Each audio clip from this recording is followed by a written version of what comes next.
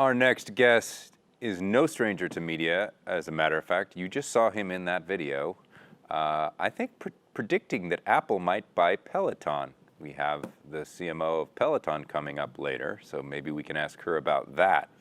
But Scott Galloway is a man of many strong opinions. I was fortunate enough to get some time with him a little bit earlier this summer. He is professor of marketing at NYU and someone that I have known for over 25 years. Let's roll that conversation. Well, it is great to welcome Scott Galloway back to Signal, the second time Scott has graced this Signal stage. Scott, you're a unique voice, and we have a lot to talk about here. And I want to start with a topic that is near and dear to your heart and informs almost everything that we're talking about at Signal, and that is education. You have had a lot to say about the higher education system in the United States, both that it's the most important industry in the United States, but you're highly critical of it. So tell me, what is the beef you have with the higher education system in the United States? I think me and my colleagues every day ask themselves the same question over and over. And that is, how do we reduce our accountability and increase our compensation? And we have determined that the best way to do that is to transition from being public servants to luxury brands. And we now take pride and have built an ecosystem that is based on artificial scarcity. So the deans of the top universities, including mine, stand up each year and brag that they've turned away 92% of the applicants, which in my mind is tantamount to the head of a homeless shelter bragging that he or she turned away 9 in 10 people that showed up last night. The university I went to, UCLA, when I applied, had an admissions rate of 70% and cost $1,200 a year. This year, the admissions rate will be 9%, and the cost is over $30,000 or over $50,000, depending on if you're in-state or out-of-state. And it feeds an ecosystem where kids don't get into top-tier schools, so they feed into this notion that we've been preying on the hopes and dreams of the middle class for the last 30 years, convincing them that they have failed as a parent if they don't get their kids into college. So their kid goes down the waterfall, applies to a tier two school that also maintains the same pricing. So we have middle-class America paying a Mercedes price for a Kia product, and we've transferred $1.5 trillion in the form of student debt to the administrators and endowments of universities. And what used to be the greatest upward lubricant of mobility, U.S. higher ed, has become an enforcer of the caste system, where essentially two cohorts get into our best schools.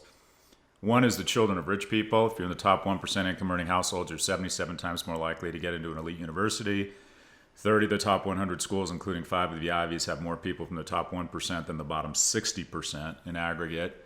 And then the second cohort is what I affectionately call the freakishly remarkable, which it kind of spreads neosporin off of the corruption that we are responsible for. And I can prove to every one of us that 99% of our children are not in the top 1%. So I think we need to fall back in love with the remarkable. I think higher ed represents a dangerous trend in our society, where we've decided America's mission is to take remarkable people and turn them into billionaires, whereas its mission for the 20th century was to take good people and give them remarkable opportunities. So I think higher ed has lost the script, and I think it has slowly but surely become the enforcer of the caste system, and I think the people running these institutions are corruption with PBS tote bags masking over their damage to our society.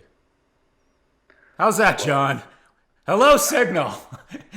I would say you did not pull any punches there, but I'm going to give you an opportunity now to patch it up. What would you have us do to address this problem?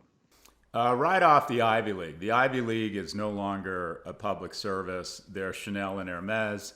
Their endowment should be taxed. When you let in 1,400 kids and you have the endowment of an endowment the size of the GDP of El Salvador or Harvard, or you have $30 million per student, and you could be admitting 14,000 people, not 1,400, without any sacrifice in quality, and you have the resources, the question becomes, well, what on earth is Harvard for? And so I would argue, fine, it's private property, they can do what they want, but they shouldn't be a nonprofit. So we should begin taxing endowments of universities that aren't growing their admissions faster than population. The key to higher ed in the United States is our great public universities, whether it's Ohio State. Ohio State will graduate more kids this year than the entire Ivy League combined. So Ohio State, Florida State, University of California, University of Texas, Michigan, Cal State, the junior college programs, we need a grand bargain where citizens and their elected representatives say, how do we increase your budget by 20%? In exchange, you're going to increase your enrollments by 100%. And we can do that with a mix of small and big tech. The dirty secret of education is that half of my classes put online. I could do it, and if I really embrace technology and make the requisite investments and effort and hold myself accountable, which no professor likes to do, there would be no erosion in quality. There might even be an increase in quality. And if you take half your classes online, you overnight double the capacity. So we need to go back to this notion that great universities, public universities, could in fact, again, return to being this incredible opportunity for good kids, not necessarily remarkable kids, but we need to dramatically increase enrollments at our better universities. We need to increase funding for vocational programs and acknowledge that 2/3 of American youth will not get a college education. We need more on-ramps into the greatest wealth creator and builder of the middle class in history, and that is the U.S. corporation. And what P&G needs to do, and the biggest role P&G can play, is the biggest thing that happened in higher ed, happened outside of higher ed, and that is the best companies in the world, including P&G, that create incredible upper middle class lives for hundreds of thousands or millions of households, needs to take 10, 20, 40, 50% of their jobs, entry-level jobs, and decide that they don't necessarily require a traditional four-year bachelor's of arts. Because when you say at P&G or Apple or Tesla, we are only going to hire college grads, what you've said is, we want to hire less black people. We want to hire less Latino people. We want to hire less single mothers. That's what you say. It is easier to get into a corporation with an AR-15 right now than it is without a bachelor's of arts. We provide a lot more respect to people who own assault rifles in corporate America in terms of showing up to work. Try to get into a corporation without a traditional bachelor's of arts right now. So I think there's a lot that can be done, and I think it's within our reach to bring universities back to where they should be, and that is this incredible vehicle for income mobility in America. So you just referenced corporations' role in this, and I want to ask you about sort of the larger systemic issues that I think education is playing into. You're a pretty fierce critic of, not of capitalism per se, you're a fan of that, but of the way that capitalism has been expressed lately, particularly here in the United States. Can you say more about that? Well, John, you and I both started great companies in the 90s. You started the Industry Standard. I started Red Envelope. And then a recession, a shock came, which wasn't our fault. And regardless of whether it was our fault or not, the business failed. And you and I economically got kicked in the gut. Now, we've decided if you're a big company and there's an exogenous shock, a pandemic, if you have used all your free cash flow to buy back stocks such that you could artificially inflate your compensation, as the CEOs of the 5 biggest airlines did, they made $150 million in compensation over the last 5 years. And then shit gets real and a pandemic hits and they don't have any cash. All of a sudden we decide we're all in this together and we need to bail out these great icons of America. They should have been absolutely allowed to fail.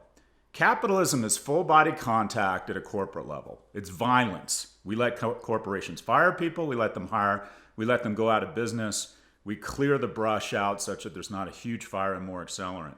We bailed out the banks for $700 billion in 2008.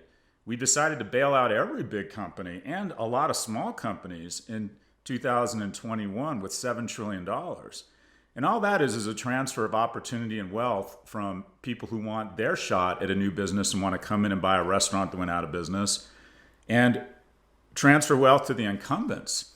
So like everything else we do in this country, we've decided our mission is to take a baby boomer with wealth and maintain his or her wealth. It's as if we decided 600,000 people dying would be bad, but it's mostly overweight people of color, so we'll tolerate it. But we have no patience or tolerance for the NASDAQ going down. So let's come up with a bailout plan that throws some loaves of bread and some circuses for the poor, but 2/3 of that capital ends up in the market. And we have markets, residential markets, up double digits in a low interest rate environment. Stock market hits new highs. And so what do we end up with? 90% by gross dollar amount of these assets is owned by the top 1%. So the shareholder class have played this pandemic like a Stradivarius violin. Let's borrow money against future generations' credit card. Let's borrow money against the middle class. And let's explode the wealth of the shareholder class of the top 1%. You say, well, why is that necessarily bad? They're productive citizens, they own companies.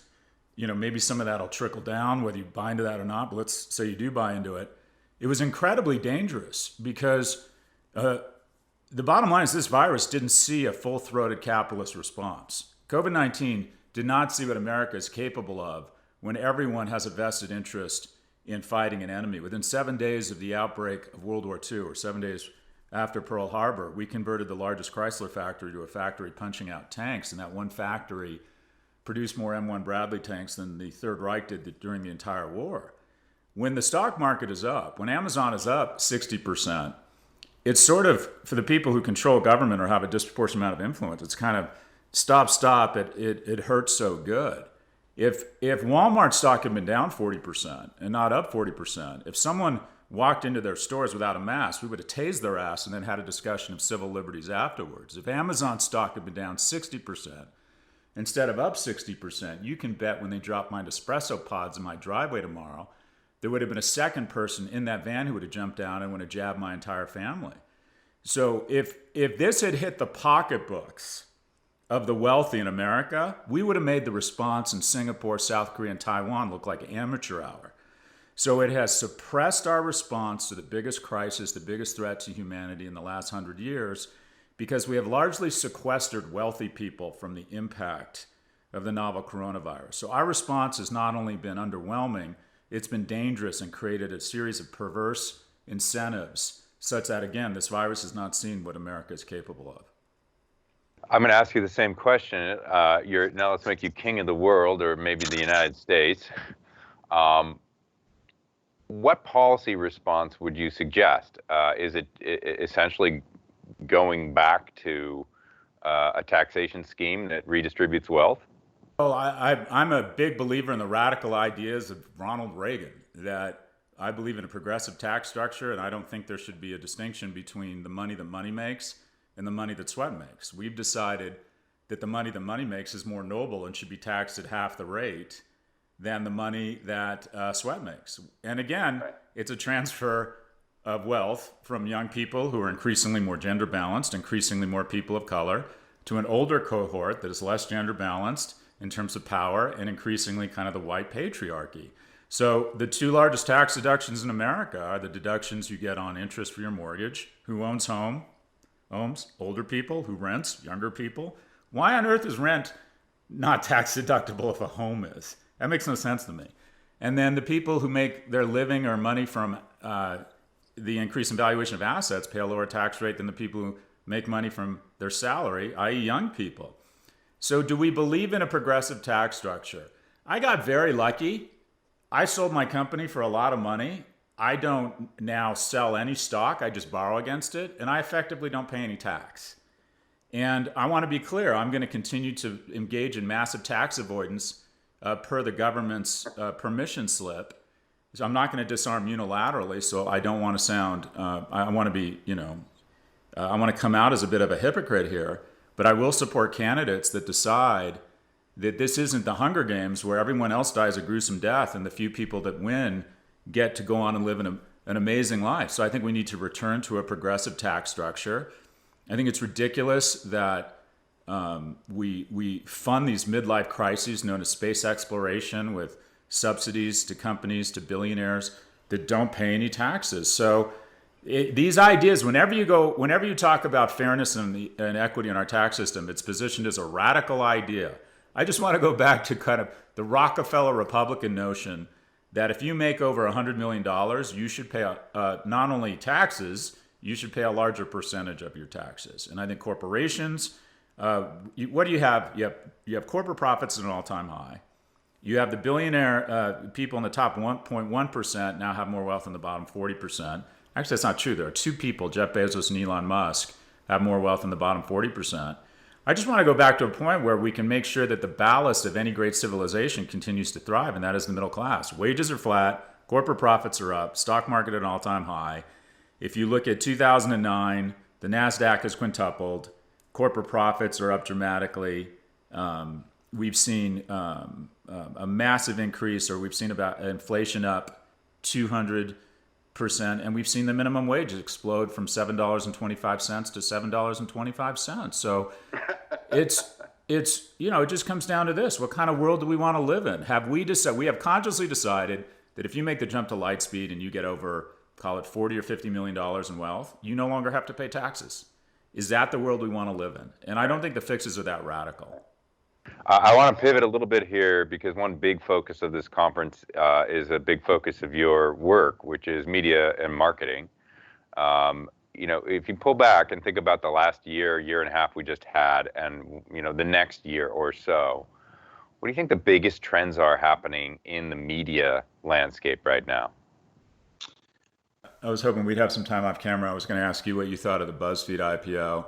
Like the duopoly of Google and Facebook pre-pandemic was 60 cents on the dollar, the digital marketing dollar. It's gone to 80 cents. And the good news is there's a third player challenging their dominance. The bad news is that third player is Amazon. So now between Amazon, Facebook, and Google, 90 cents on the digital dollar goes to one of those three players. The two places that are growing in media are video games and streaming. And streaming only does a third of the profits of the cable bundle, but garners 3 times the valuation because people see that's where the future is. I think ad-supported media is going to continue to come under attack. Companies like P&G and Unilever are so good at leveraging media that they'll still be able to, they'll still have that core competence. But I think the ad-supported ecosystem is just collapsing. And, when I think about it, one of my first assignments right out of business school was I was asked to sit in board meetings of Levi Strauss and Company. And they asked 2 other outsiders to sit in the board meetings, a guy named Nigel Bogle and another guy named Lee Clow, both these icons of advertising. Yep. I haven't seen an ad guy in a boardroom in 10 years. No one cares what they think. Facebook and Google shed or gain the value of IPG, Omnicom, WPP, Publicis. They add or lose the value of those companies in a trading day. So one of the things I tell young people is if you are in an ecosystem that is dependent upon broadcast-based advertising, you want to get out of that unless your career is sort of already cemented and you're ascending. So I think we're going to see continued move to subscription, continued move to less and less advertising. The dirty secret is out. Advertising sucks, and if you can opt out of it, you'd like to, and it's getting increasingly easier and cheaper to opt out of it. I think we're going to see a subscription-based search engine. I invested in a company called Neva, a subscription-based search engine. I think you're going to see search engines arise. We've never had a company with more than 90% market share in a market that's greater than $100 billion ever sustained. That's search. I think we'll see niche search engines. I think we have a huge need for antitrust. But media, loosely speaking, the ad-supported ecosystem will have a sugar high over the next 24 months because of all the pent-up demand, all the stimulus that's been pumped into the system, and then it will resume its structural decline, is how I see it. You're in this business, John. Where do I have that wrong? Where do I have that wrong? I'm agreeing with almost everything you said, and I have been checking out Neva. They're doing a good job. I'd suggest other people check it out as well. New search engine that you referenced. On the streaming side, I think we're hurrying up and waiting there. But there's a whole nother conversation to have, and we have lots of other folks we'll be talking to streaming about. So last question for you about brands. Yeah. You've written extensively on brands. What makes a brand great now, and what could kill one? Look, I'm somebody, since from the end of World War II to the introduction of Google, the algorithm for the economic icons of the 20th century was build a mediocre product, not a bad product, but a mediocre product, a mediocre salty snack, a mediocre shoe, a mediocre beer, and then wrap it in amazing brand codes, and then pound away at those codes using this incredibly efficient medium called broadcast television, because brand has served as this bridge of diligence across the ocean of unknown. It was always shorthand for how do I get to out of 1 out of 10 and 8. I always stayed at the Four Seasons in the Mandarin Oriental when I went to London. Why? Because someone else was paying, and they always deliver a consistent 8. And now using TripAdvisor, Google, my social graph, I can cut out the brand and I can search for something that is a 9 out of 10 for me, and I can stay at a Ferndale hotel and it has the attributes I want in a boutique hotel. So there's a reallocation of capital out of traditional brand building back into, loosely speaking, what you call the product or innovation. The innovation might be interesting discovery. It might be digital unlocks. What do the companies that have added the most market capitalization have in common over the last 10 years? They don't advertise. Tesla doesn't advertise. It takes all that money and pours it into technology such that you can tune it up over the airwaves. I mean, Google and Facebook occasionally advertise just to humor their agencies, but they pour most of their money into innovation. So I think that brands, and it sounds cliche, brands are reinvesting in the product, going vertical, forward integrating into distribution, backward integrating into brands. And then I think the most accretive business move of the last 10 years, and that everyone should be thinking about, and I've been preaching this at P&G for a long time, but we've never been able to figure out a way to do it, is how do you transition to a subscription model? I think the biggest fallacy in marketing is that we like that choice is a good thing. I think choice is a tax on consumers. Consumers don't want more choice.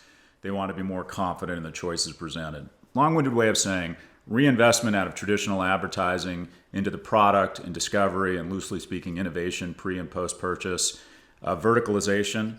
I think P&G should be opening its own vertical distribution. I think they should absolutely have stores and partner with other great CPG companies. And that is no crazier now than it was for beauty brands to open Sephora and bypass the industrial department store complex. And then also try and figure out a way to get to subscription. Even if it's only 1% of your revenue, if P&G's fastest growing business was subscription, their company might be recast as a recurring revenue company, and it changes the internal focus to trying to get the people back into the store or to buy the product into the relationship with the end consumer. Wise words. Scott Galloway, thank you so much for being part of Signal. Look forward to talking to you again sometime soon. Thank you, John. I see your midlife crisis is doing well with the electric guitar in the background. You are so cliche. I've been working that since early midlife, Scott. Nice. It's always fun to have a conversation with Scott, and no one goes unscathed, and he always speaks his mind.